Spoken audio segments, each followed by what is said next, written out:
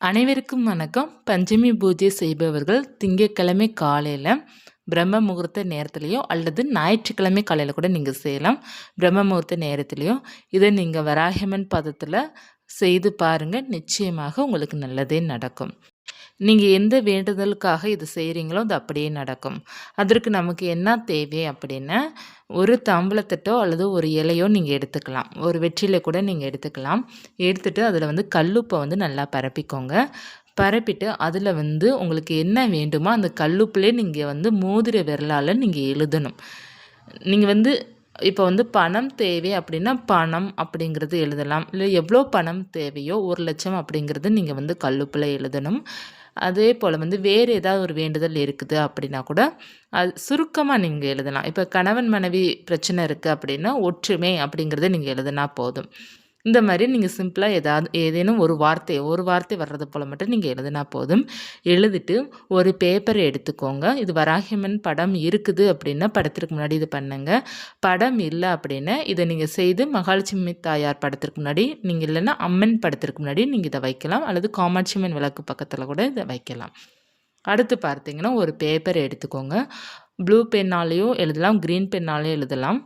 நீங்கள் என்ன செய்ய வேண்டும் அப்படின்னா, உங்களுக்கு என்ன வேண்டுதல் இருக்கோ அது நடக்கிற மாதிரி நீங்கள் எழுதிக்கோங்க. இப்போ உங்களுக்கு ஒரு கடன் பிரச்சனை இருக்குதுன்னு வச்சுக்கோங்கமே.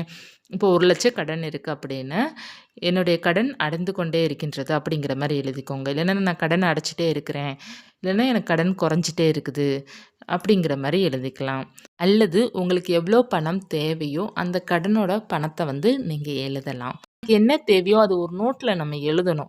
ஒரு நோட்டு தனியாக வாங்கி வச்சுக்கோங்க. பூஜையிலே வச்சுக்கோங்க. வேண்டுதல் எழுதுங்க. அது நீங்கள் எழுதிட்டே இருக்கிறீங்க அப்படின்னா அது உங்களுக்கு சீக்கிரமாக நடக்கும். பாசிட்டிவாக நம்ம எழுதணும். அதே போல் பார்த்தீங்கன்னா இப்போ கடன் பிரச்சனைக்கு என் கடன் அடைஞ்சிட்டே இருக்குது, அல்லது பார்த்தீங்கன்னா இவ்வளோ பணம் என்கிட்ட இருக்குது. இப்போ 1,00,000க்கு நீங்கள் ஏதாவது ஒரு கடன் இருக்குது அப்படின்னா 1,00,000 பணம் என்கிட்ட இருக்கின்றது அப்படிங்கிற மாதிரி நீங்கள் எழுதிக்கோங்க. அதே போல் கணவன் மனைவி சண்டையாக இருக்குது அப்படின்னா, என்னுடைய கணவர் என் மீது ரொம்ப பாசமாக இருக்கிறார், நாங்கள் ரொம்ப நல்லா இருக்கிறோம், சந்தோஷமாக இருக்கிறோம் அப்படிங்கிற மாதிரி எழுதிக்கோங்க.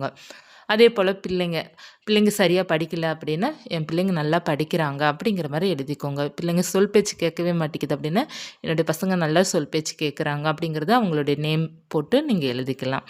இந்த மாதிரி ஒரு பாசிட்டிவிட்டியோடு நீங்கள் எழுதிட்டு இந்த பேப்பரை நல்லா மடித்து வச்சுக்கோங்க. மடித்து வச்சுட்டு அந்த உப்புக்கு மேலே வச்சுருங்க. அதற்கு மேலே கொஞ்சம் மஞ்சத்தூள் மட்டும் போட்டு நீங்கள் அதை அப்படியே வச்சுருங்க. வைத்துட்டீங்க அப்படின்னா உங்களுடைய வேண்டுதல் அப்படியே நிறைவேறும். இது எத்தனை நாட்களுக்குள்ளே நிறைவேறும் அப்படின்னா, குறைஞ்சது 3 நாட்களுக்குள்ளேயே உங்களுக்கு நல்ல ஒரு பாசிட்டிவ் ரிசல்ட் கொடுக்கும்.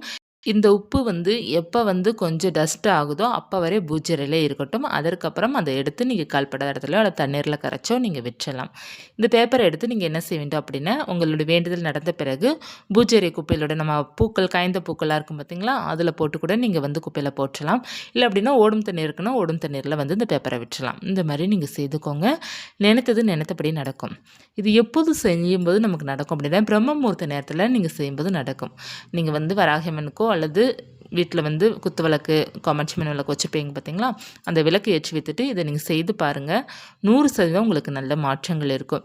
எப்போதுமே பார்த்தீங்கன்னா அதிகப்படியான கவலைகளோ இல்லைன்னா பணம் சம்மந்தப்பட்ட பிரச்சனை அதிகமாக இருக்குது அப்படின்னா, பிரம்ம முகூர்த்த நேரத்தில் எழுந்திரிச்சு பூஜையில் ஒரு 10 நிமிடம் நீங்கள் டைம் ஸ்பெண்ட் பண்ணுறீங்க அப்படின்னா உங்களுடைய வாழ்க்கையில் மாற்றம் ஏற்படும். 10 to 20 நிமிடம் கட்டாயமாக நீங்கள் பூஜையில் டைம் ஸ்பெண்ட் பண்ணணும். எதற்காக அப்படின்னா, இப்போ அதிகமாக பிரச்சனை இருந்தாலும் மன உளைச்சல் இருக்கும், அதிகமாக கடன் இருந்தாலும் மன உளைச்சல் இருக்கும், அதிகமாக வேறு ஏதாவது பிரச்சனை இருந்தாலும் சரி உங்களுடைய மனது தான் முதல்ல பாதிக்கும். அதாவது உங்களுக்கு என்ன செய்கிறதுன்னே தெரியாது, அந்த குழப்பங்கள் அதிகமாக இருக்கும். நடந்ததே நினச்சி நீங்கள் அதிகமாக கவலைப்படுவீங்களே தவிர புதியதாக எந்த சொல்யூஷன் நீங்கள் எடுக்க மாட்டீங்க ஃபஸ்ட்டு. ஏன்னா எப்போ பார்த்தாலுமே பாருங்கள், எல்லாருடைய குணமும் அப்படித்தான். நீங்களாக இருக்கலாம், நானாக இருக்கலாம், எப்போதுமே நம்ம முடிஞ்சதை நினச்சி தான் அப்படி நடந்துருச்சுன்னு கவலைப்படுமே தவிர இனிமேல் நடக்கிறது என்ன அப்படிங்கிறத நம்ம யோசிக்கவே மாட்டோம். மோஸ்ட்லி 100க்கு 90% பேர் யோசிக்க மாட்டோம்.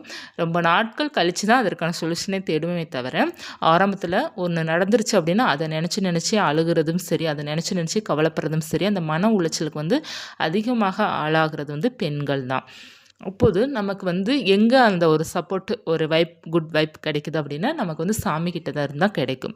நிறைய பேருக்கு நல்ல ஒரு ஹஸ்பண்டோ நல்ல ஒரு ஒய்ஃபோ நல்ல ஒரு சப்போர்ட்டோ யாராவது ஒருத்தவங்க ஆறுதலுக்கு இருப்பாங்க. அவங்களால கொஞ்சம் அவங்க தேத்தி வரலாம். ஆனா அது எல்லாருக்குமே அப்படி அமையுமானா கிடையாது. அது வந்து யாருக்காவது ஒருத்தருக்கு தான் லக்கிலியே அமையும். அந்த மாரிலாம் எல்லாருமே இருக்க மாட்டாங்க. ஒரு தடவ, 2 தடவ ஆறுதல் சொல்லுவாங்க. அடுத்த தடவ உனக்கு ஒரு வேலை இல்ல அப்படிங்கிற மாரி வார்த்தை தான் வரும். தேவையில்லாம எதையும் யோசிச்சுக்கிட்டு இருக்காத, உனக்கு வேற வேலையே இல்லையா? அப்படிங்கிற மாரி வார்த்தை தான் பொதுவாக எல்லார் வீட்லயும் காமனா யூஸ் பண்ற வார்த்தை இதுதான். ஸோ அந்த மாரி இருக்கும்போது நம்ம இறைவன தேடி தான் நம்ம போற மாதிரி இருக்கும். கடவுள் தான் நமக்கு ஒரு சப்போர்ட் இருக்கும். அப்படி நமக்கு என்ன சப்போர்ட் கிடைக்கும் அப்படின்னா, நம்ம அந்த பூஜை அறைக்குள்ள ஒரு 10 நிமிடம் டைம் ஸ்பெண்ட் பண்ணும்போது, ஒரு தியான நிலையில நம்ம இருக்கும்போது, நம்மளுடைய மனசு பார்த்தீங்கன்னா, அந்த குழப்பத்திலேருந்து கொஞ்சம் கொஞ்சமா வெளிய வரும். ஒரு பாசிட்டிவிட்டி நமக்கு கிடைக்கும். சரி நம்மளால எல்லாம் சரி பண்ண முடியும் அப்படிங்கிற ஒரு நம்பிக்கை இருக்கும். அந்த நெகட்டிவ் எனர்ஜிலாம் வெளிய போறதுக்கு நமக்கு அந்த பூஜை அறை, அந்த சாமி தான் நமக்கு வந்து ஒரு சப்போர்ட்டா இருப்பாங்க. நமக்கு வந்து மனசுல வந்து நெறைய கவலைகள், நெறைய வேதனைகள், எண்ண ஓட்டங்கள் அதிகமாக இருக்குது அப்படின்னா, அந்த சாமி கிட்ட போயிட்டு நம்ம கொஞ்ச நேரம் ஒரு 5 நிமிடம் அந்த பூஜையில உட்காரும்போது, நமக்கு அந்த நெகட்டிவான எண்ணங்கள் ஃபுல்லா போயிட்டு, சரி இனிமே நமக்கு நடக்க போறது என்னன்னு பார்க்கலாம். அப்படிங்கிற மாரி நம்ம யோசிக்க கொஞ்சம் கொஞ்சமா ஆரம்பிப்போம். அப்படி ஆரம்பிக்கும்போது, நம்ம இந்த மாதிரி எழுதும்போது, நமக்கு வந்து நம்மளுடைய மைண்ட் இருக்கு பார்த்தீங்களா, அந்த மூளை வந்து நல்லா ஆக்டிவா மாறும். அப்போது உங்க கவலைகள்லாம் கொஞ்சம் கொஞ்சமா குறைய ஆரம்பிக்கும். ஒரு பாசிட்டிவிட்டி உங்களுக்கு கிடைக்கும். அடுத்து நம்ம என்ன பண்ணலாம்? அப்படிங்கிற யோசிக்கிற தன்மை வந்து தானாக கிடைக்கும். இது வந்து நீங்க இந்த பிரம்ம முகூர்த்த நேரத்துலலாம் ட்ரை பண்ணணும். எப்போது அப்படின்னா, நீங்க வந்து உங்களுடைய நேரத்துக்கு ஏத்த மாரி நீங்க ட்ரை பண்ணிக்கலாம். இப்ப நெறைய பேர் அதிகாலை 4:30க்கெல்லாம் எந்திரிச்சுருவாங்க. அவங்களுக்கு வந்து இந்த நேரம் சூட் ஆகும். நெறைய பேர் வந்து 6 மணிக்கு தான் எந்திரிப்பீங்க இல்லையா? அப்படி இருப்பவங்க 6:15க்கு போயிட்டு 6 மணிக்கு போயிட்டு, நீங்க வந்து குளிச்சுட்டு அப்படியே போயிட்டு நீங்க பூஜை அறையில போயிட்டு மேலுக்கு குளிச்சா கூட போதும். உடம்புக்கு குளிச்சா கூட போதும். குளிச்சுட்டு பூஜை அறையில போயிட்டு ஒரு 10 நிமிடம் ஒரு விளக்கு மட்டும் ஏற்றி வைத்துட்டு, ஒரு 10 நிமிடம் வந்து ஒரு டவல் போட்டு உட்காந்து சுவாமி கிட்ட வந்து உட்காந்து பாருங்க. அப்புறம் கூட நீங்க உங்க வேண்டுதல வச்சு பாருங்க. முதல்ல உட்காருங்க. உட்காந்துட்டு இறைவன மட்டும் பாருங்க. எல்லாமே நல்லதே நடக்குங்க. எப்போதுமே நீங்க மனசுல ஒண்ணு வச்சுக்கோங்க. அதிகமாக கவலை இருக்கு அப்படின்னா, அடுத்தவங்ககிட்ட போய் குழம்புறதோ, அடுத்தவங்ககிட்ட போயிட்டு வந்து சண்டை போடுறதோ நமக்கு ஒரு யூஸும் கிடையாது. இறைவனிடம் போய் சரணாகதி அடைந்து நான் என்ன செய்றதுன்னு எனக்கு தெரியல. நல்ல தீர்வு குடுங்க அப்படின்னு நம்ம கேட்டாலே நமக்கு எல்லாமே சரியா போயிடும். துன்பத்திற்கு இடம் கொடுக்காம உங்கள் வாழ்க்கை எப்படி வாழணும் அப்படிங்கிறத நீங்கள் வந்து ஐடியா பண்ணி அதற்கேற்ற வழிகளை நீங்கள் செல்லும்போது நிச்சயமாக உங்களுக்கு 100% இல்லை 1000% உங்களுக்கு வெற்றியும் கிடைக்கும். உங்களுக்கு நல்ல மாற்றங்களும் இருக்கும். இறை சப்போர்ட்டோட நம்ம வெற்றி அடைய முடியும். இதுதான் உண்மை. நீங்கள் வந்து உங்களுடைய மனசில் வந்து எந்த அளவுக்கு ஒரு பாசிட்டிவான எண்ணத்தை நீங்கள் கொண்டு வரீங்களோ அந்த அளவுக்கு உங்கள் வாழ்க்கை வந்து சிறப்பாக இருக்கும். நம் வாழ்க்கை நம் கையில் தான் இருக்குது. அதுவும் வராகியம்மனுடைய பக்தர்கள் எப்போதுமே வாழ்க்கையில் வந்து ரொம்ப சிறந்தவர்களாக தான் வந்துட்டு இருக்கிறாங்க. நிறைய பேர் நல்ல மாற்றத்துடன் இருக்காங்க. கட்டாயமாக இருக்கும். மாதத்தில் ஒரு முறை வருகின்ற இந்த பஞ்சமி தினத்தை மிஸ் பண்ணிடாதீங்க. ஞாயிற்றுக்கிழமை காலையில் அல்லது திங்கக்கிழமை காலையில் பண்ணுங்கள். இல்லை அப்படின்னா நீங்கள் செவ்வாய்க்கிழமை காலையில் கூட பண்ணுங்கள். மாலை நேரம் நல்லா தான் இருக்கும். இருந்தாலும் இந்த காலை நேரம் போல் நமக்கு சிறப்பு இருக்காது. இல்லை காலையில் முடியல அப்படின்னா மாலை நேரம் செய்து பாருங்கள். இந்த தகவல் பயனுள்ளதாக இருக்கும்னு நினைக்கிறேன். இருந்தால் லைக் பண்ணிக்கோங்க. இது போன்ற தகவலுக்கு சேனலை சப்ஸ்கிரைப் பண்ணி வச்சுக்கோங்க. நன்றி.